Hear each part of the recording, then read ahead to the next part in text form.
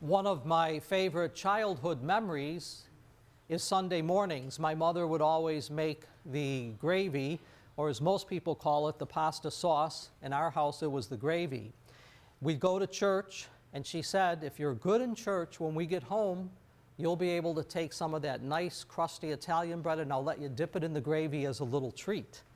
We always looked forward to that. And so I can remember dipping my bread into the gravy. The problem was, we always wanted more. I had two brothers and myself, and we always wanted more, and that's when trouble might start, because Mom would have to say, no more, I don't want you to spoil dinner. And of course, I always listened, my other brothers didn't. That's not true.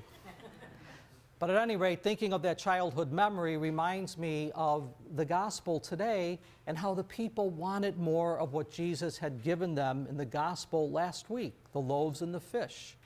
And Jesus reminds them, he reminds the Israelites that they were given this manna, this bread, but it was bread that was perishable. He comes to give bread that is eternal. And so Jesus reminds us today that he comes and he feeds us with himself. He feeds us this bread of eternal life. He feeds us with himself so that we can become one with him. And here's the key. When we are one with him, then we are baked into bread for others. And I want you to think about that today. We are baked into bread for others. Jesus feeds us with himself so that we can become his presence in the world. We make visible Jesus when we are kind and caring and compassionate, when we clothe the naked, feed the hungry, give water to the thirsty.